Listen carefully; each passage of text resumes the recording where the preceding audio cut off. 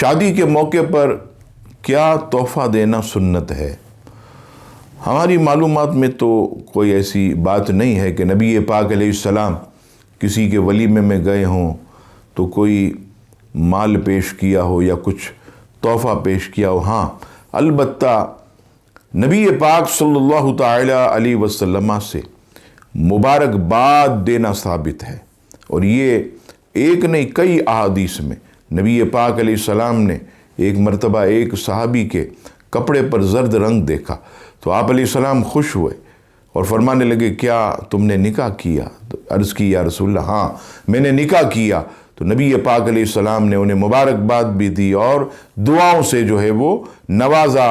تو ہمیں بھی دعائیں بھی کرنی چاہیے اور اس کے علاوہ مبارکباد بھی دیں، اور تحفہ اس کی جہاں تک بات ہے تو ویسے بھی سنت ہے، اگر کوئی شادی کے موقع پر تحفے تحائف وغیرہ دے تو اس میں کوئی حرج نہیں ہے۔